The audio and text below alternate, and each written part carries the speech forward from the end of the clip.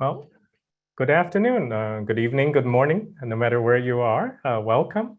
My name is Junlei. I am the co-chair of the Human Development and Education program here at Harvard Graduate School of Education.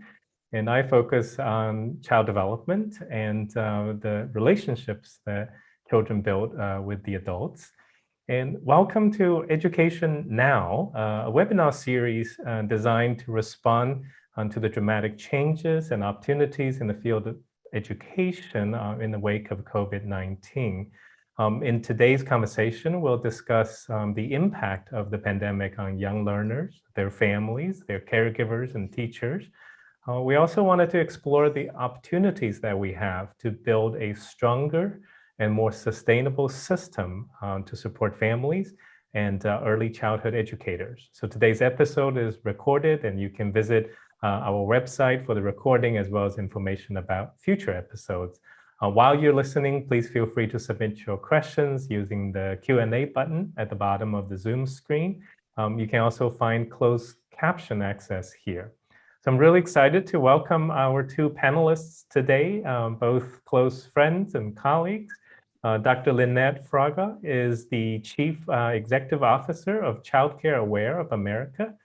This is an organization that was focused on childcare policy, practice, and research. It's the leading organization that supports over 400 childcare resource and referral agencies across the country and serves over 150,000 military families as well. Dr. Fraga started her career as an early childhood educator and now leads the field in creating a sustainable system.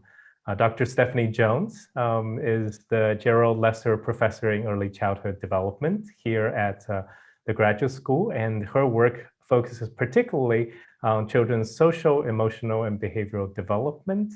And she also directs the Saul Zaentz Early Childhood Initiative here at the school. So welcome, Lynette and Stephanie.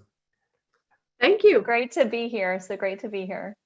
Oh, it's great to see you both. I calculated, I think it's almost exactly 2.5 years ago that the three of us are standing together side by side inside a room here. Right. But I'm glad to be here together.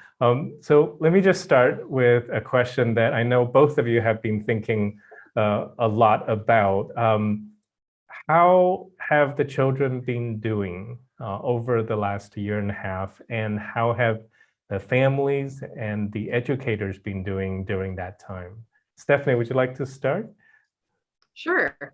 This is a question that we've all been asking ourselves in education and early care and education for the last almost 2 years. So I will probably speak a little bit from what we're learning from the early learning study at Harvard, which is a large-scale study of young children, their families, their early care and education providers across the state of Massachusetts. And when the pandemic began in March 2020, we sort of rethought all of our data collection because we realized we really wanted to learn and hear from parents and early educators more about their experience, both right after everything shut down, so over the course of that spring, and then, into and through the next year and ongoing into this year. And, we've learned things that are not a big surprise to everyone, which is that parents were really struggling, right? So we all experienced this ourselves. Parents told us that they were struggling, and they were worried about their young children's development. They were worried about their families. They were worried about their own mental health.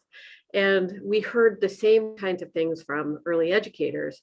They were also worried about the economics of the situation and their actual employment and position. They were worried about their own mental health, and they were worried about the children and the families they were serving. So that's one thing we've learned over time. The other is that parents have reported that their young children have struggled. They have shown challenges with sort of regulation and all of the things you might imagine are a result of a kind of disruption like this. We also heard from early educators that as children came back into those settings, they struggled a bit too. They highlighted some bright spots, which were the children were highly adaptive to the sort of new constraints of the setting. The children can really adapt and manage new rules, new conditions, and that they were able to sort of get into the new routines, which is a really important thing to know, that children are resilient in many, many ways.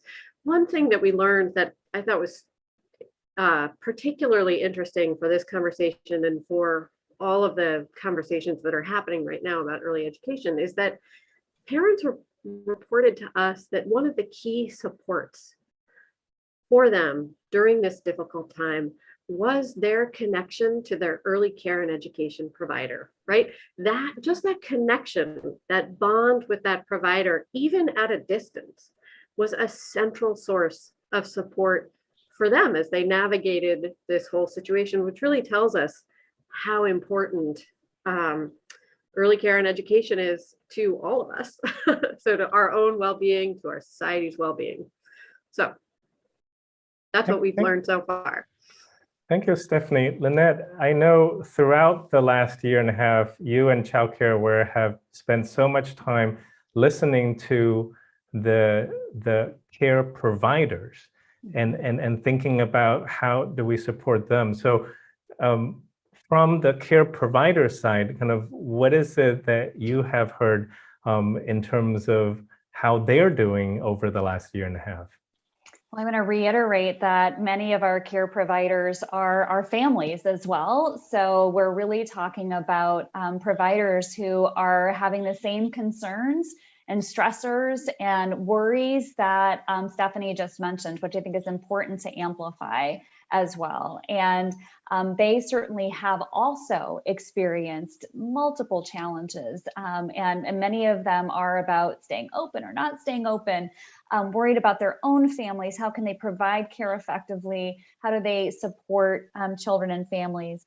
And I just want to also add to family and sort of contextual experiences as how our children are doing is directly related to how our adults are doing, right? Mm-hmm. And I really heard a heartbreaking statistic about the pandemic. A recent study estimates that more than 140,000 children in the United States have lost a parent or a grandparent to COVID-19, with children of color disproportionately affected and impacted. Black children 2.5 times more likely, and Hispanic children almost twice as likely to have lost a primary caregiver compared with white children. And I think it's just super important for us to realize that in addition to worries, there's a lot of grieving happening for children as well, and for early care and education providers too. So the idea of not only the idea of loss that happens with a public health emergency, the stressors economically and otherwise that children and families are experiencing. We're also looking at providers who, the University of Oregon, for example, put out a rapid EC survey, and they speak to 29% of providers experiencing hunger, for example. 1 in 3 providers experiencing difficulty paying for rent, for at least one basic need: food, housing, transportation, utilities, etc. 1 in 4 providers report having at least one additional job other than providing childcare, which can be a significant stressor. We all know how much early care and education providers commit to their work and point of passion. And to the point that was that Stephanie raised earlier, this idea of experiencing emotional distress. Mm-hmm. So how are our providers doing? Very similar to how our families are doing. And so the adults in children's lives really need to be surrounded and supported so we can support the children as well. So, and as we think about both continue to support children and families and care providers during this kind of recovery process, but even more so thinking about the years to come, right? How do we build a kind of system so that, let's say, if there's another pandemic, we don't end up in the kind of urgent situations that all of us are in, whether you are a young child, whether you're parents and caregivers at home, or whether you're care providers in the community. What do you see, Lynette, as the critical challenges that face us today when it comes to this early childhood system? I know that these challenges are not new. They're not just because of the pandemic, but the pandemic certainly have made all of us feel it in a way that we may not have felt it acutely before. To your point, these aren't new challenges: accessibility, quality, affordability, and equity. So I'll just spend a few moments on this. So first of all, what we know is there are just not enough childcare providers to meet the demand. We, again, prior to the pandemic, knew we were in a fractured system. It's really shattered in this moment, particularly with providers leaving the field in record numbers. Again, particularly affecting families of color, families living in rural areas, and children with special needs. We have to raise that up as well. And again, we at Childcare Aware of America actually will be releasing a report, and that highlights survey data showing that nearly 16,000 childcare providers in 37 states permanently closed Junlei from December 2019 to March 2021. That's a 9% decrease in providers in a system where we couldn't afford to lose any providers. And the workforce has been slower to recover than other industries as well. It's still down about 125,000 workers, more than a 10% decline from pre-pandemic levels. So that also affects the other bucket, which is quality and affordability. We're also going to be highlighting in this report quality in childcare. And it's imperative that as we grow the childcare system, to your point about what should we be looking for, what do we urgently need to address, we have to grow this childcare system, but it's equally important that what we grow is sort of settled in the quality. And how are we thinking about quality and on affordability? Our reports over many years have shown how unaffordable childcare is to our families. And that's for a number of factors, for sure. It's complex. But the idea now of additional necessities, which again, necessities, health and safety supplies, health and wellness, incredibly important. And in the context of being short-staffed and parents struggling to find childcare arrangements, which allow them to work productively without that a reliable, steady workforce, we're looking at economic challenges. And the final thing I'll quickly say is we have to dismantle the racism and inequities embedded in the system. These structural issues have always existed, unfortunately, but now the pandemics, sort of the twin pandemics, have been sort of named COVID-19 and racial inequities have exposed the underlying prejudice and bias and inequities that have lived in our systems. And we at CCAoA have actually created a timeline of childcare in the United States. You can view it on our website from its beginnings when enslaved African women cared for owners' children, and taking that timeline all the way up through 2021. 40% of childcare providers are women of color, many of whom make poverty level wages without benefits. And so we have to focus on childcare and the inequities in the system, a living wage, lifting up all children, growth and development. We have to ensure that whatever we recreate, re-envision, reimagine does not perpetuate, but instead reverses the structural and institutional racism, poverty, and lack of opportunity that exists in the US. And we have to hold ourselves accountable to that equity at the center of everything that we do. So I'm going to start by saying I completely agree with you. Everything you've just described, I think is exactly right. And I wanted to highlight a way of thinking about some of these challenges that are facing the system. And one way to think about it is it's not quite a system, right? We call it a system, but it's not yet a system. And so in order to respond to these challenges and highlighting the point that the pandemic only laid bare in a more significant way all of the things that we knew before, which tells us a little bit about what we need to act on. So we need to think about the system as a system and the workforce as a professionalized workforce, whether they are in family childcare or universal pre-K. So it's really about thinking carefully about what adults need to work effectively as professionals in that system. So that's one key thing to think about. And then the second key thing to think about is, how does anything we do tied to that system, how does anything we do touch on quality?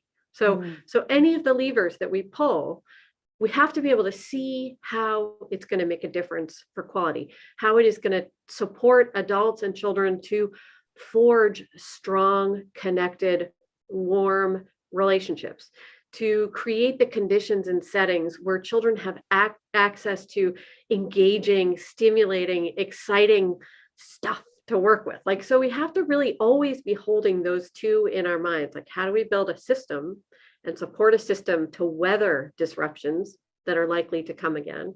And then how do those actions always touch on quality? So we're always thinking about the two at the same time.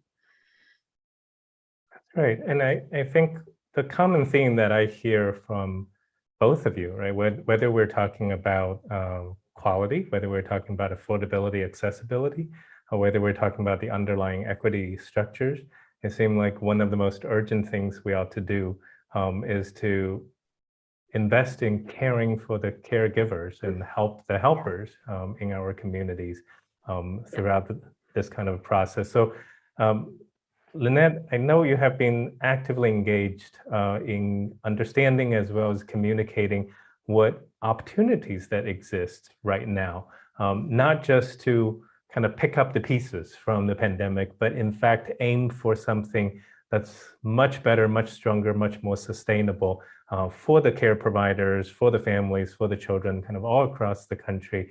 And this is it's part of kind of federal policy that is being developed.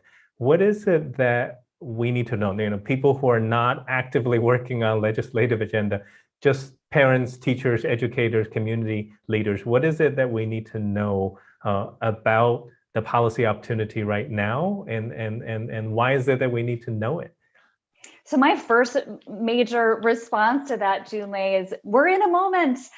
We are in a moment, in a movement, and that is an incredibly, even as hard as all of the things that Stephanie and I have been speaking into, and it is tough and it is critical, and we have much to address, but we're in a moment where we're actually being heard in ways that I think for decades we haven't been heard, those of us who really, really care about early care and learning. And so we are in a moment, and there is some legislative action going on. There is some things that are out there that are pushing, I think, a shared agenda for all of us. So let's talk about federal policy for a moment, and I'll share a little bit about what's happening on that front.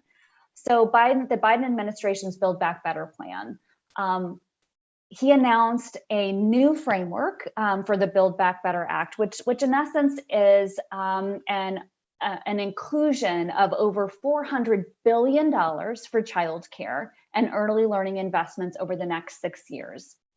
If it's signed into law, this will dramatically transform the childcare and early learning system for nearly every family with young children, as well as for childcare providers, the two audiences we've been really speaking into today. These new investments will do a few things. Will pave the way for free, high-quality universal preschool for all 3- and 4-year-old children. Parents would be able to send children to the preschool setting of their choice, whether it's a licensed childcare provider or local public school.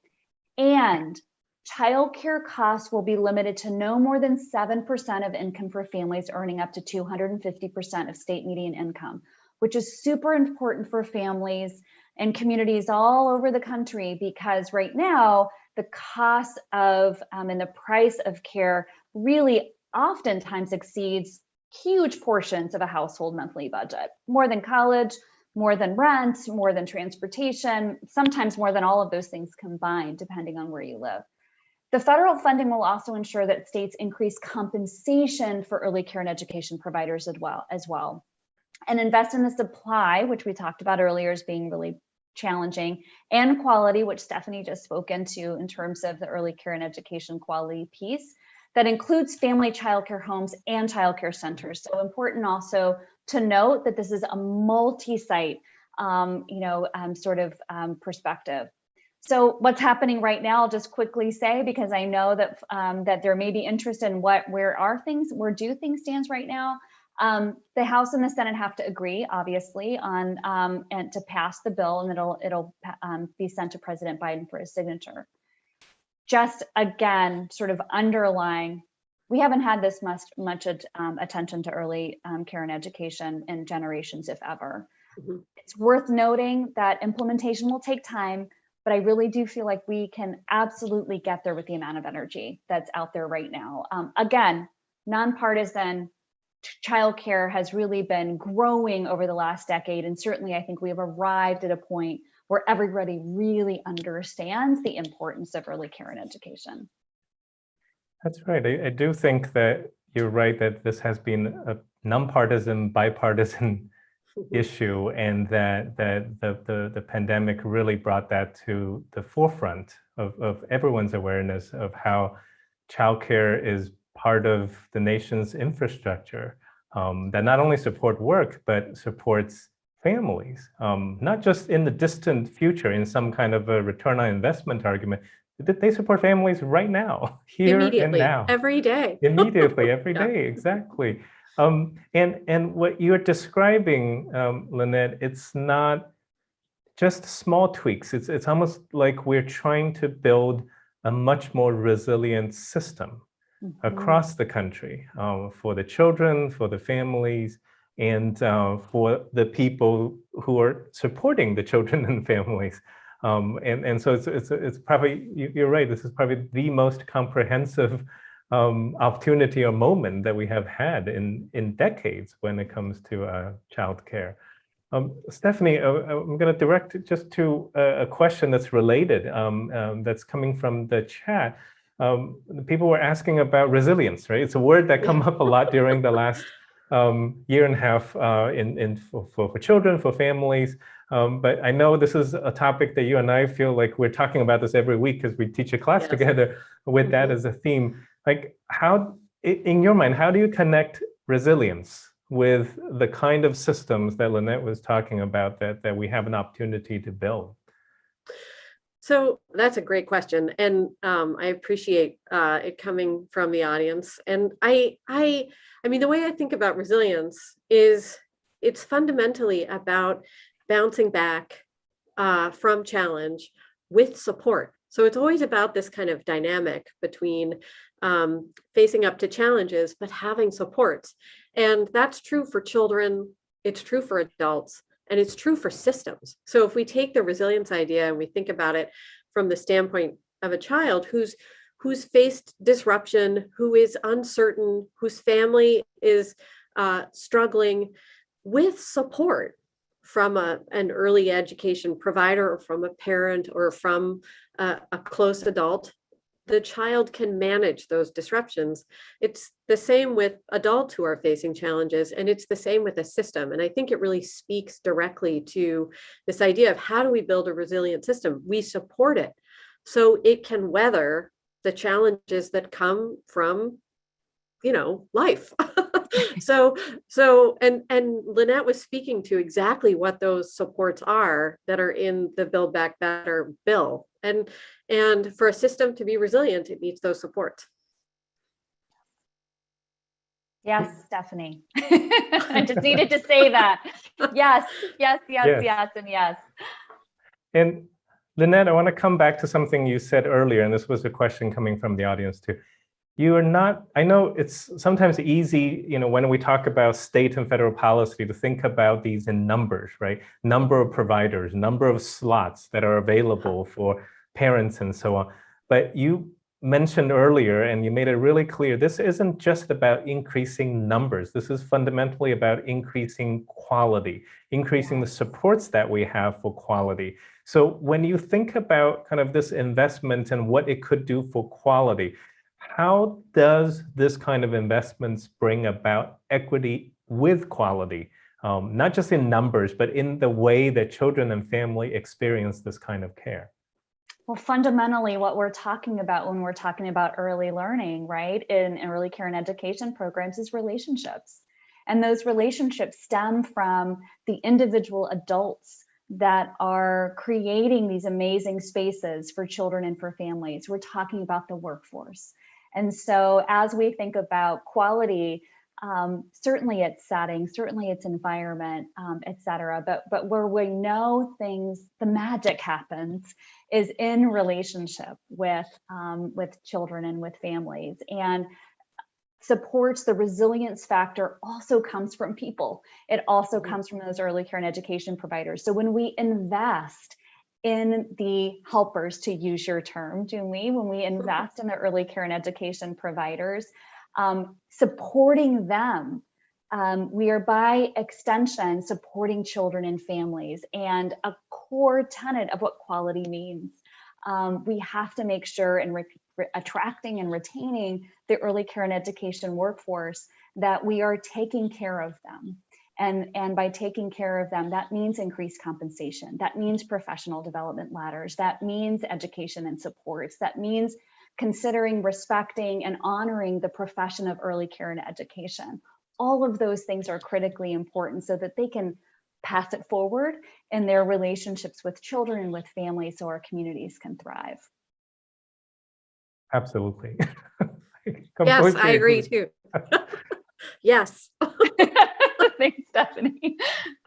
Stephanie, it reminds me of something that you often talked about within the Zaentz initiative, that this idea that we cannot expect as a society to make lasting impact on children if we skip over the needs of the adults who are in the middle, right? That collectively, what Lynette was talking about is that collectively as a society, we need to invest as much in the caregivers as the caregivers are invested in the children and invested in supporting the families.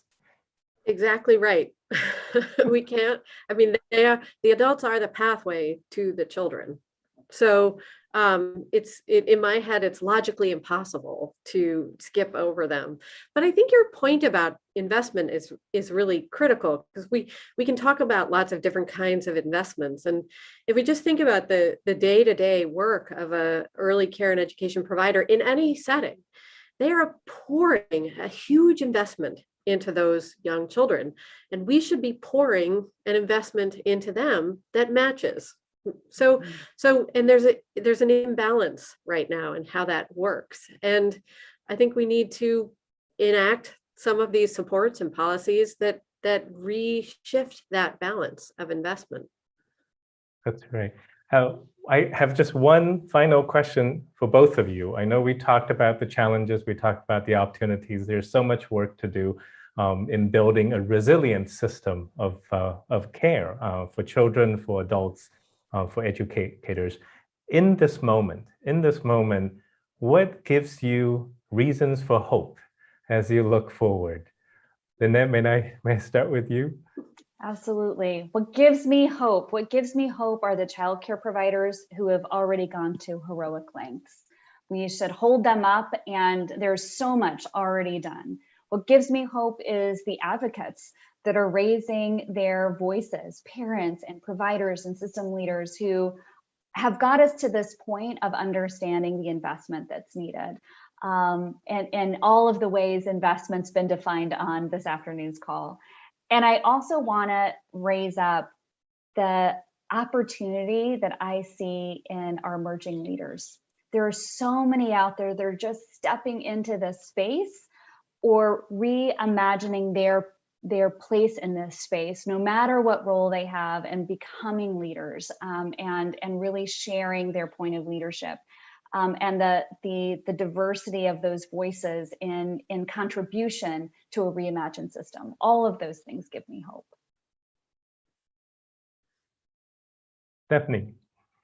I agree with all those things. The other thing that gives me hope is just the incredibly hard work that providers are already doing. You know, in the face of unprecedented disruption and challenge, they continue to do their work. Right? They continue to forge and maintain connections with families, even if they had to drive around to houses to do it. So I just, that gives me hope, because there's so much commitment to the work. Yes, and I think today, as I'm listening to you both, I feel like we keep talking about investment, but in two sides of investment. One is, of course, the investment of resources in our infrastructure, in our finances, in our policy. But ultimately, I think the goal of this investment is invest in those people who are investing themselves, investing who they are and what is it they can give day in and day out. And these are our families, and these are the care providers and teachers who support families and support children. And these two investments have to match in order for us to have a resilient system. So it certainly gives me hope to have a conversation with both of you, and Lynette, Stephanie. I look forward to the opportunity where three of us can stand side by side in the same room again. And thank you so much for spending the time with us today. For everyone watching, thank you for joining us today. And please join us again on December 1st for the next series in the Education Now, where the topic will be making college diversity efforts sustainable and impactful. With that, have a wonderful day, and we will see you soon. Thank you. Thank you.